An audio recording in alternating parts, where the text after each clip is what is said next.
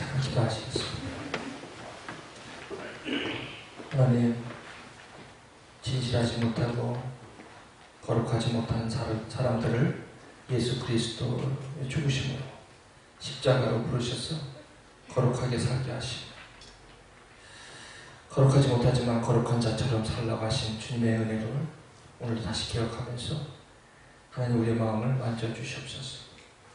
우리를 새롭게 하시고 오늘도 새롭게 해주시는 주님의 은혜를 말씀을 통하여 경험하고 돌아가는 예배되게 하여 주시옵소서.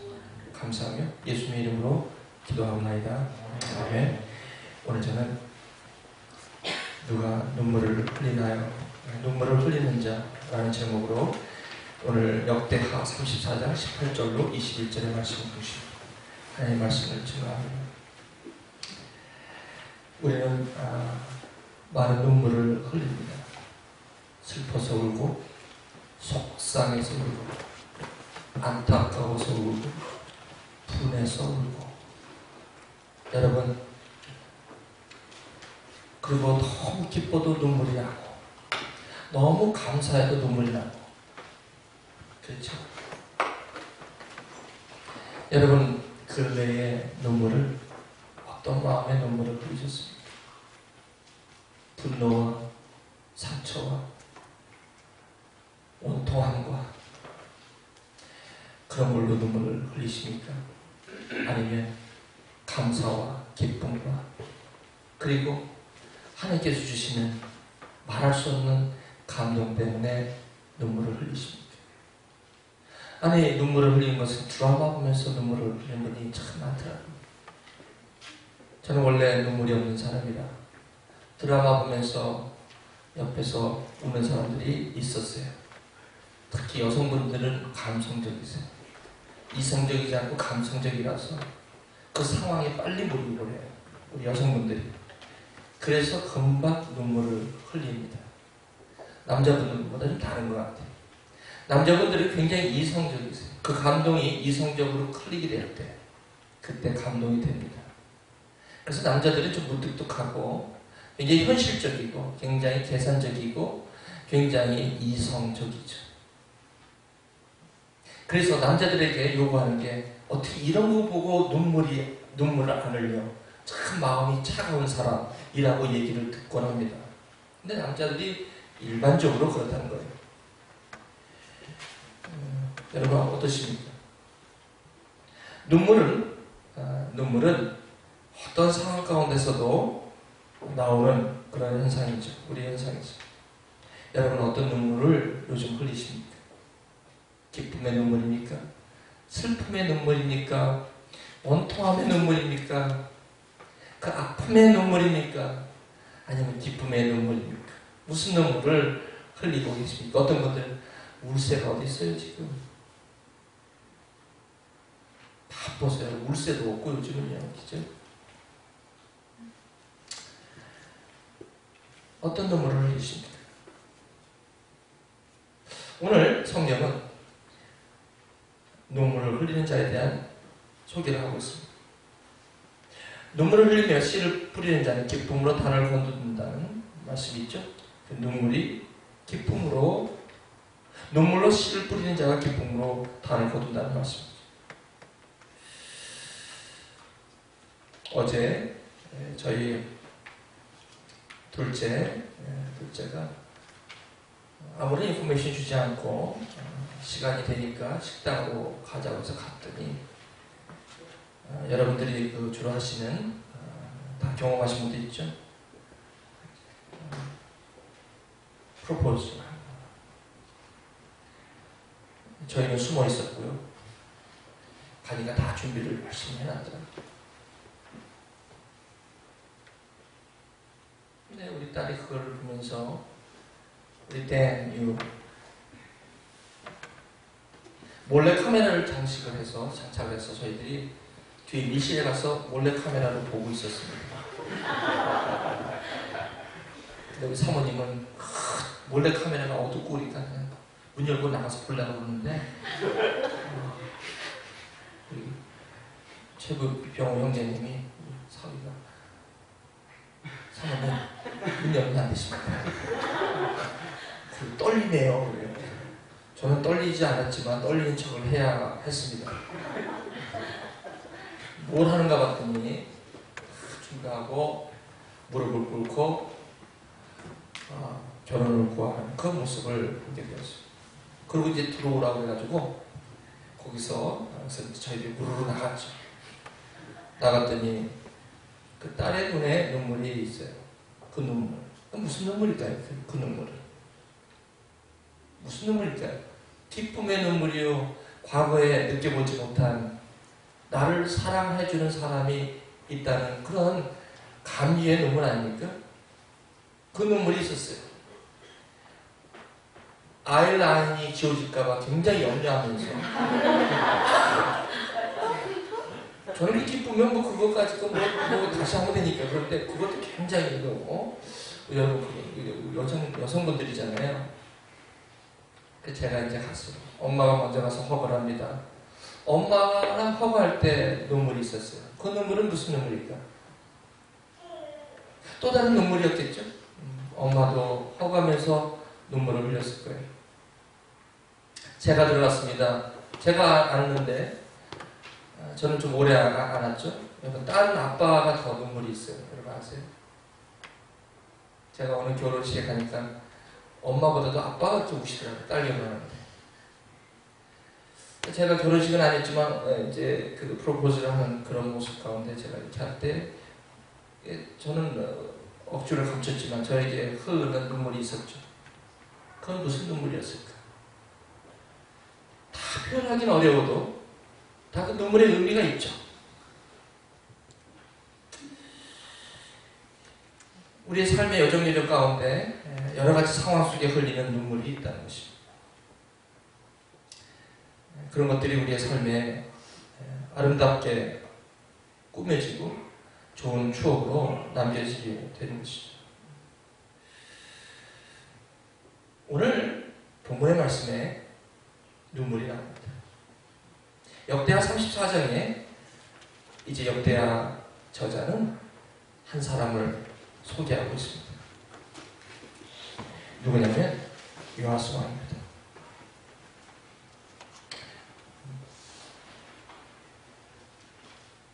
오늘 보니까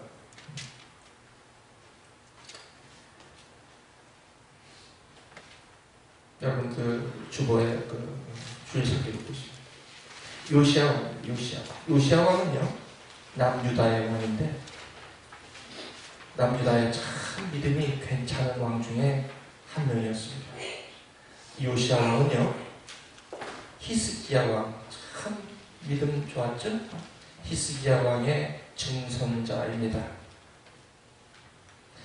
요시야가 8살 될 때 왕위에 올랐습니다. 그리고 7년 동안 모든 백성들을 위해서 모든 우상을 제거하고 나라를 정결케 하는 그런 일을 합니다. 그리고 이제 19세부터 6년간을 온 나라를 하나님의 말씀으로 새롭게 합니다. 그리고 25세부터 이제 이 요시야 왕은 성전을 수리하기 시작합니다. 성전을 수리할 때 힐기야는 대제사장이 율법책을 발견하게 됩니다.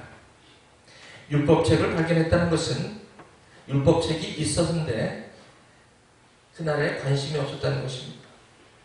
율법책이 어디에 방치되어 있는 그 율법책을 성전을 수리하다가 찾아냈으니 율법책에 대해서 그만큼 관심이 없다는 것입니다. 그렇습니다. 우리의 성경책을 제가 우리 삶의 바쁜 삶 속에 내가 가까이 한다는 것은 하나님을 사랑하는 그런 마음이 없이는 참 쉽지 않은 일입니다. 바쁘기 때문에 더욱이 그렇습니다. 아마 이스라엘 백성들이 하나님을 떠나 우상을 섬기면서 하나님의 말씀을 떠나 있는 모습을 오늘 역대하 34장은 이렇게 고백하고 있습니다.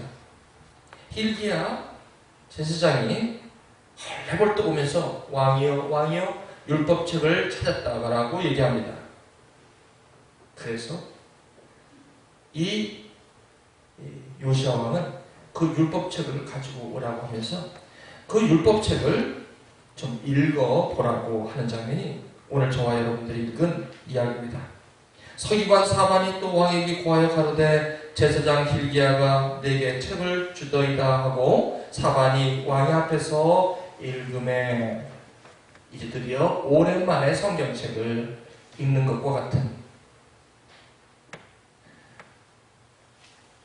성경책에 옛날에 그어놓은 밑줄이 얼뜻 보이는 그 말씀을 오랜만에 어색한 마음으로 다시 열어보는 마치 그와 같이 사반이 성경책을 율법책을 읽을 때 일입니다. 19절에 왕이 율법의 말씀을 듣자 곧 자기 옷을 찢더라. 요시야 왕은 여러분 말씀하시지만 8세부터 8세부터 왕위에 올라가면서 15살에 하나님을 만납니다. 그리고 15살부터 9년간을 하나님의 말씀을 순종하며 삽니다. 그 당시에 하나님의 말씀이 율법이 없는 그 당시에 요시야 왕은 그 누구보다도 하나님을 두렵고 떨리는 마음으로 섬겼던 왕입니다. 그런 왕이 이제 율법의 말씀을 사반이 읽을 때에 요시야 왕이 갑자기 그 말씀을 듣자 자기의 옷을 찢더라는 것입니다. 아니 이게 무슨 말입니까? 20절에 한번 보실까요? 왕이 hil기야와 사반의 아들 아히암과 마가의 아들 압동과 서기관 사반과 왕의 시신 아사야에게 명하여 가로되 21절 너희는 가서 나와 및 이스라엘과 유다의 남은 자를 위하여 이 발견한 책의 말씀을 대하여 여호와께 물으라. 우리 열조가 여호와의 말씀을 지키지 아니하고 이 책에 기록된 모든 것을 준행치 아니하였으므로 여호와께서 우리에게 쏟으신 진노가 크도다라고 얘기하고 있습니다. 요시야 왕은 누구보다도 오랜 세월 동안 오늘 역대하 34장 3절로 7절의 말씀에 나온 것처럼 6년간을 하나님의 말씀이 율법책을 발견되기 전에 온 나라를 하나님의 말씀으로 치리하고 모든 우상을 정리했던 그런 하나님의 종 왕입니다. 그런데 율법책의 말씀을 읽을 때에 요시야 왕은 옷을 찢고 맙니다. 회개하는 장면입니다. 자기는 열심으로 백성들을 위하여 우상을 타파하고 모든 나라를 정결케 했음에도 하나님의 말씀을 들을 때에 이 요시야 왕은 회개하는 마음으로 옷을 찢고 하나님 앞에 나오는 장면이 오늘 말씀입니다. 도대체 오늘 이 왕이 옷을 찢고 회개하는 이 의미는 과연 무엇입니까? 눈물을 흘리는 자의 또 다른 모습을 우리가 보게 됩니다.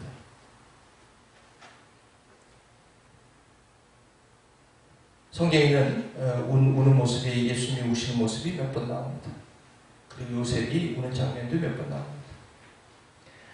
여러분 요시야 왕이 잘못해서 회개하는 눈물이기도 하겠지만 그보다도 이 눈물은 어떤 눈물이냐면 자기 백성들이 하나님의 말씀을 떠나 있는 그 안타까움의 눈물이 바로 요시야 왕의 눈물입니다. 이런 눈물을 흘리는 집사님이 되셔야 돼요. 이런 눈물을 흘리는 목회자가 돼야 돼요. 이런 눈물을 흘리는 교회의 청지기들이 지금 필요합니다.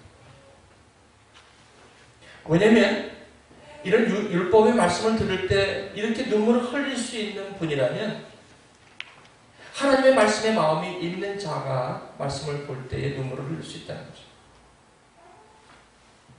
이런 눈물을 흘릴 수가 있어야 되는 거죠. 그런데 이런 눈물은 쉽게 나오는 눈물이 아니지 않습니까? 이 눈물은 사람을 살리는 눈물입니다.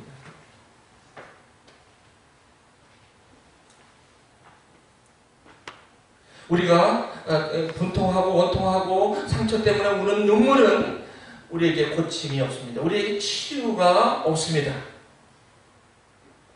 그런 눈물은 시간이 가면 갈수록 더욱더 나의 상처를, 나의 분노를, 나의 원통함을 더 가중시킬 뿐입니다.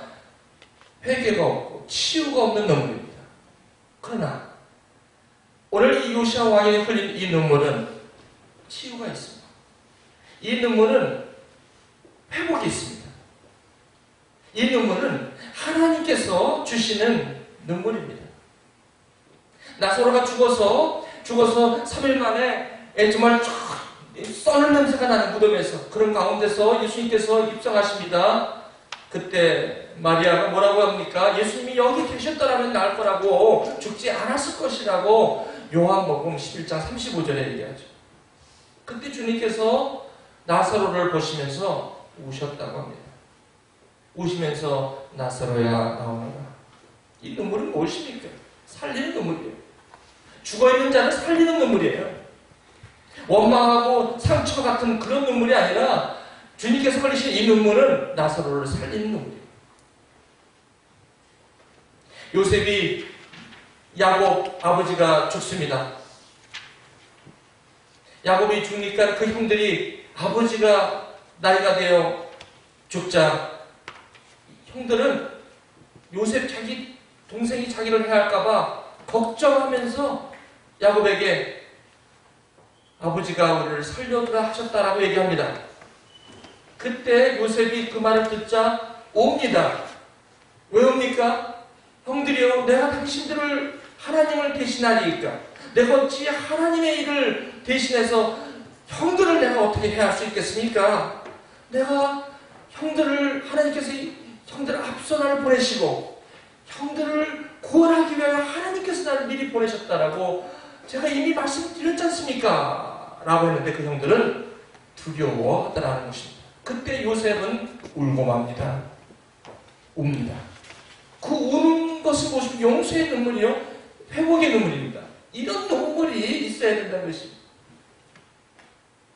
이런 눈물이 있는 사람에게 회복이 있고, 이런 눈물이 있는 사람에게 구원이 있고, 이런 눈물이 있는 사람이 이 시대를 살릴 수가 있다는 것입니다. 그래서 이런 눈물은 어디서 옵니까? 하나님에 대한 간절함을 갖고 있는 사람이 이 눈물을 흘릴 수가 있다는 것입니다.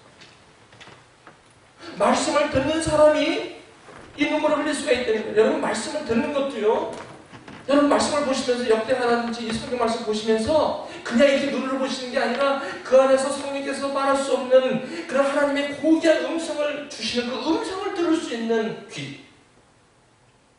누구나 다 성경을 말씀하고 설교를 듣습니다만 어떤 사람은 이 말씀을 틀 때 이 요아스 왕처럼 가슴을 치는 정말 예수 그리스도의 안에서 하나님의 말씀으로 자기를 바라보는 그 진정한 눈물이 있고 진정한 회개가 있을 때 그 말씀은 오늘 요아스 왕처럼 이 말씀을 읽을 때, 말씀을 들을 때 옷을 찢는 진정한 눈물이 있게 되었다는 것입니다. 이 시대가 무엇이 문제입니까? 성경이 다 있고 말씀이 다 있지만 마치 성전 수리할 때 어디에 있는지 모를 그 율법책을 발견했던 것처럼 이 시대에 말씀은 가까이 있지만 말씀이 이거 요즘처럼 멀리 떨어진 적이 없다는 것입니다.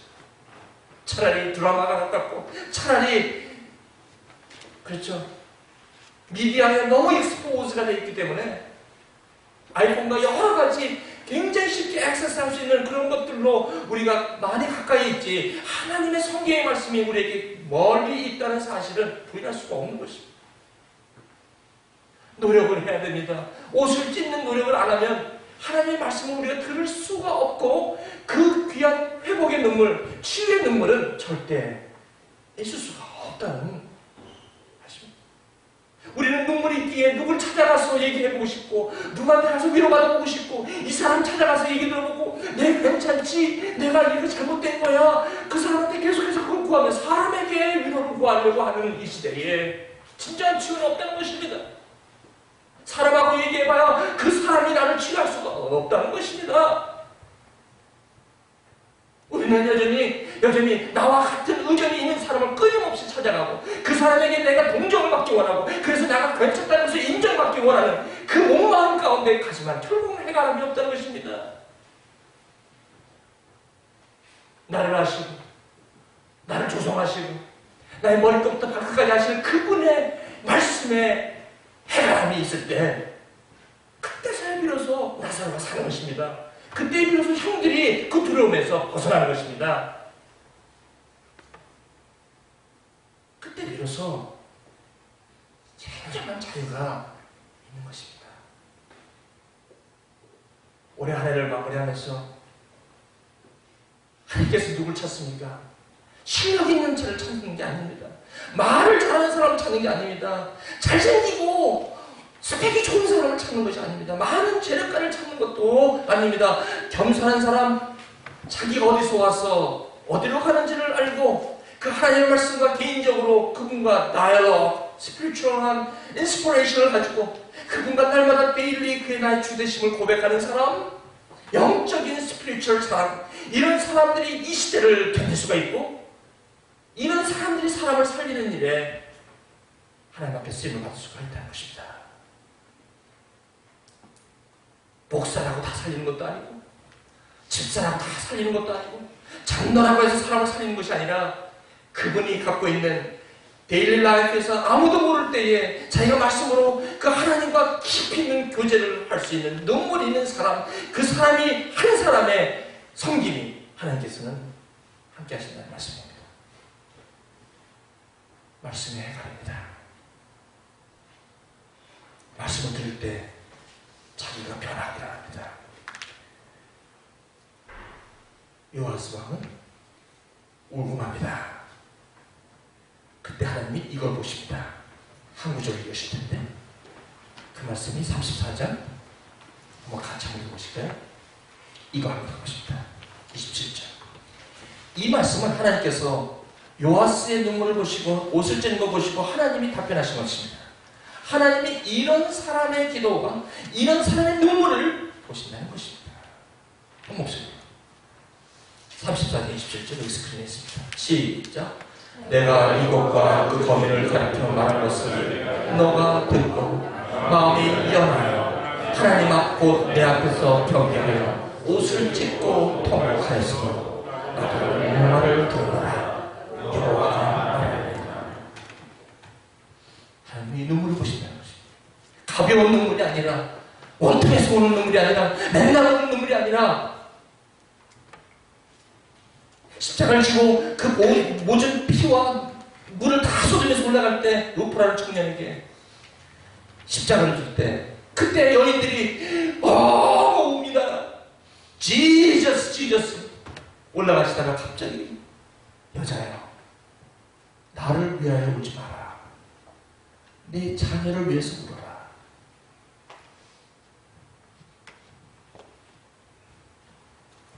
눈물의 의미를 가르쳐 주십니다.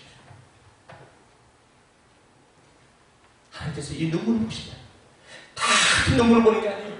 그래서 자기 그냥 그 신세한탄적인 눈물 기도하면서도 그냥 자기 한탄 그렇죠. 그냥 안 되니까 내가 그냥 누가 그냥 상처받은 눈물 그런 눈물은 그만 오세요. 이제 그 눈물은 해결이 안 돼요. 이제 더 이상 이제 그 눈물을 흘리지 마십시오. 하나님의 말씀에 깊이 들어가시면서 내가 과연 하나님과 내 사이에서 나가 누군가를 하나님의 말씀으로 직접 들으시고 거기서 통곡하시고 깊이 있는 눈물을 흘리실 때 하나님이 여러분을 만지시고 여러분의 삶을 다시 구성하시고 다시 새롭게 하시고 여러분의 모든 상처에서 여러분을 회복시키실 줄 믿습니다. 아무나 하지 않습니다. 여러분 자녀를 위해서 기도하시는 분 있습니까? 오십시오. 이 눈물을 흘리십시오. 여러분 남편을 위해서 여러분 기도하실 때는 이 눈물을 흘리십시오. 여러분의 부모가 아직도 여러분의 구원의 대열에 있기를 원하십니까? 이 눈물을 흘리셔야 하나님이 살리십니다. 이 눈물을 하나님께서 오늘 여러분에게 주십니다. 이 눈물이 있을 때 가정이 살고 이 눈물이 있을 때 자녀가 살고 이 눈물이 있을 때 나라가 살고 이 눈물이 있을 때 여러분이 사시는 것입니다. 이 애씀이 있으셔야 합니다.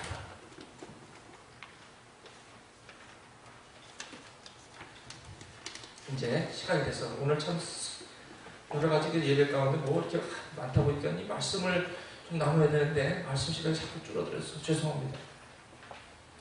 몸부림치는 한 친구가 있는데 저는요 이 몸부림이 있어야 된다고 저는 있어요. 어느덧 이곳 렌시 캠퍼스에 정확한 정착한 지도 벌써 5개월 가량의 시간이 흘렀습니다. 우리 함께 나가는 거기 보십시다.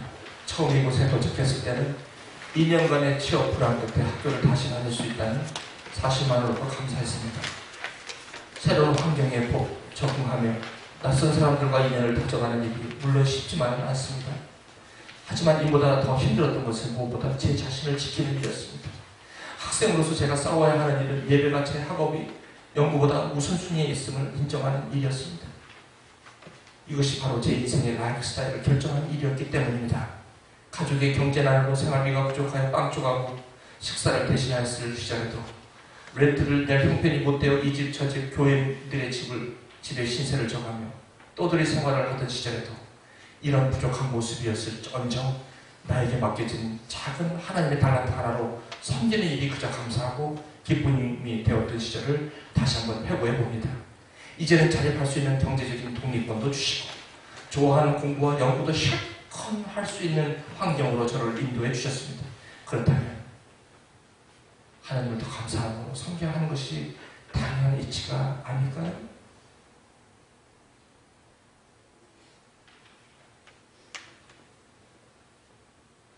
성경에는 겸손함으로 시작하여 말레는 교만함으로 하나님을 떠난 인물들의 이야기를 자주 보게 됩니다.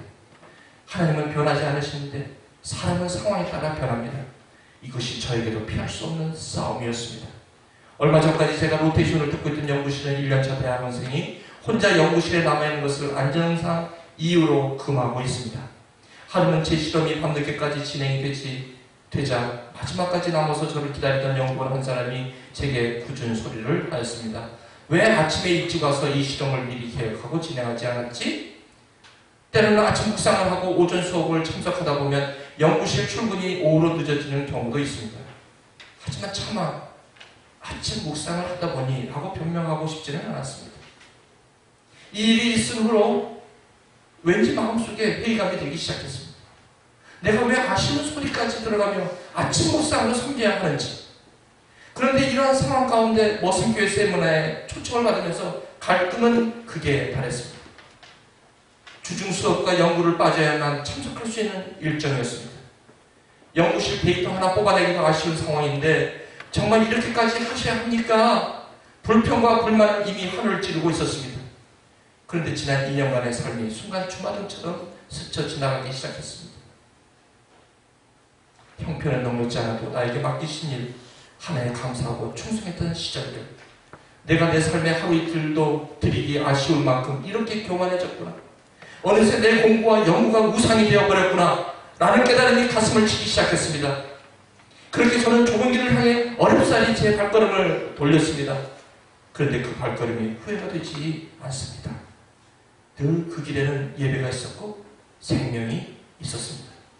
제 아픔이 기쁨으로 승화되는 영혼들의 고백도 있었습니다. 그리고 오늘도 저는 다시 한번 깨달았습니다. 나를 이곳 레이싱 땅에 머물게 하신 하나님의 보내심을 감사함으로 받습니다. 예배자로서의 삶은 늘 이러한 선한 싸움 가운데 어떠한 선택을 하느냐에 달려 있습니다. 하나님은 학위와 직장으로 영광을 받으시는 것이 아니라, 하나님은 학위와 직장으로 영광을 받으시는 것이 아니라, 하나님은 학위와 직장으로 영광을 받으시는 것이 아니라 여러분의 마음을 받기를 원하십니다. 이것은 라이프스타일의 문제이지 여러분의 성적이나 이력서의 문제가 아닙니다. 그리고 하나님께서 제 삶 가운데 어떻게 역사하시는지를 가만히 목도해 봅니다. 제가 걱정하고 우려했던 것과는 달리 하나님께서는 여호와 이레로 나의 삶을 예비하시고 채워주시는 것을 경험하게 됩니다. 그렇게 아픔으로 쉬웠던 자리에 나는 위로하고 함께 해주는 공동체가 세워져 가고 있습니다. 아직은 큰 숫자는 아닐지라도 저는 꿈을 꿉니다. 저와 함께 만남과 사랑을 나눴던 이 공동체가 또 다른 씨앗으로 이 세상 가운데 심겨지기를, 그 꿈을 안고 이것을 잊혀지는 한밤의 꿈이 아니라 생생한 한낮에 꿈을 꾸는 자가 되어 이 빗잔을 나누는 예배자의 삶을 살도록 노력하겠습니다. 감사합니다. 이 세상도 그 정욕도 지나가되 오직 하나님의 뜻을 행하는 자 영원히 거하리라. 똑같은 학생입니다.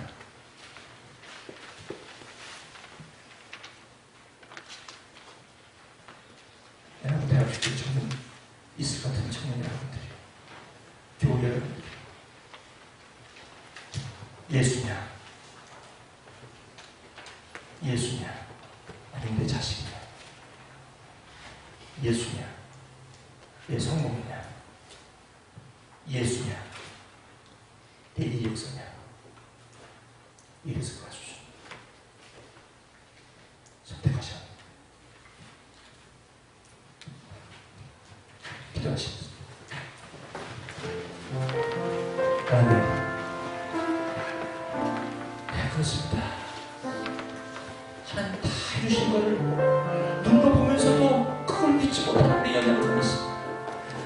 하나님, 언제까지 이 눈물을 흘려야 합니까? 언제까지 이 땀을 흘려야 합니까? 하나님이 분명한 증거로 보여주셨는데도 그것 때문에 하나님을 차선으로 밀려버리고 마는 우리의 연약함, 하나님 불쌍히 여겨주시옵소서. 이 요하스 왕처럼 아버지 하나님 말씀을 들을 때 가슴을 찢고 마음을 찢고 옷을 찢어가며 다시 하나님을 나의 삶에 가장 귀한 그런 분을 모시겠다는 역대하 저자의 간절한 외침이 아버지 하나님 우리 마음속에 오늘 다가왔습니다. 하나님 싸우게 하옵소서. Fight a good fight. Let us fight a good fight. Do not let us deceive ourselves. Do not let us deceive ourselves. 언제까지 이 짧은 인생을 나를 위해서 살고 말고 말 것입니까? 주여, 이 해라고 대학교교회 여기에 교우들 하나님, 저들을 하나님 이 요하스 왕이 가슴을 찢는, 그래서 나가서 사람을 살리는 일에 저들이 사용될 수 있도록 하나님 저들을 축복하옵소서. 저들이 가는 곳에 렘이 살고 저들이 가는 캠퍼스에 봄이 찾아올 수 있도록, 저들이 가는 사막에 꽃이 피게 하시고 저들이 가는 사막에 물이 오아시스가 흘러가게 하시고 저들이 가는 직장마다 사람이 생명이 흘러가게 하시고 그런 살아있는 이 시대에 남은 자 하나님 되게 주옵소서. 예수님의 이름으로 기도합니다. 아멘. 여러분 준비하시고 건강하시고 오늘 특별히 특송으로 준비하시고 오늘 한국에 나와주시죠.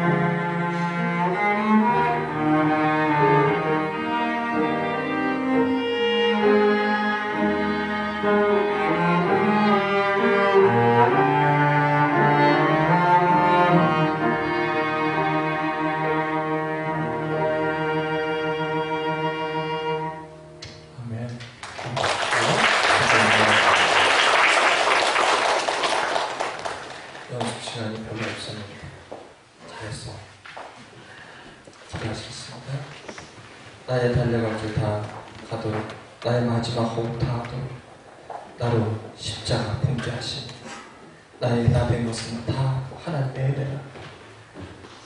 이 귀한 간증으로 주님 앞에 영광 드리게 하심을 감사합니다.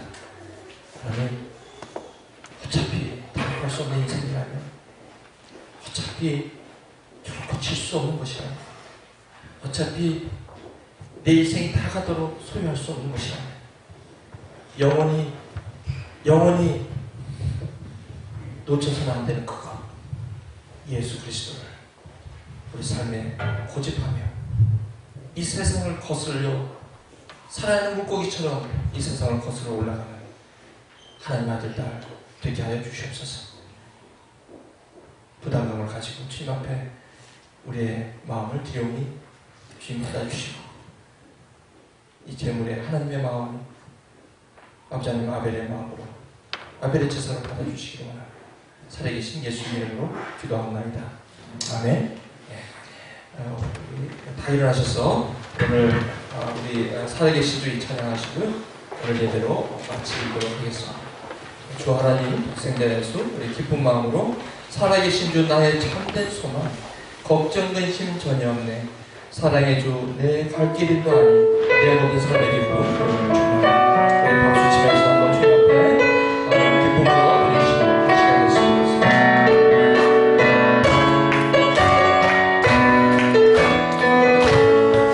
주 하나님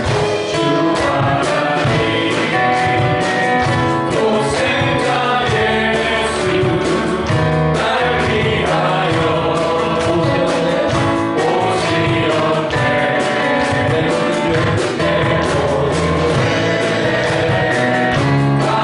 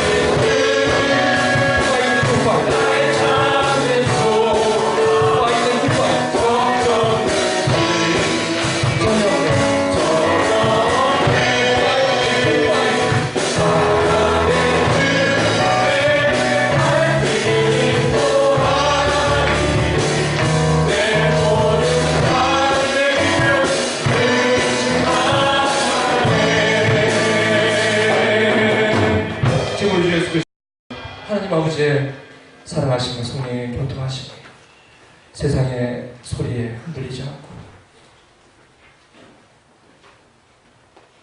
진리 되신 주님의 말씀을 깊은 인스피레이션을 가지고 하나님의 음성을 날마다 들어가고 이 세상에 넘어가기 쉬운 모든 유혹으로부터 아버지 하나님 우리를 지키고 우리 스스로가 타협하기 쉬운 그런 세상의 논리와 fight, good fight, 선한 싸움 다 싸우고 믿음을 지키는 작은 예수가 되어서 주어진 삶을 눈물을 흘리며 씨를 뿌리는 그래서 가는 곳마다 사람을 살리는 일에 다 사용되기를 오늘도 헌신하며 돌아가는 우리 애나보 대학전교 한 사람 한 사람을 위해 지금부터 영원토록 함께 하시기를 간절히 축원하옵나이다.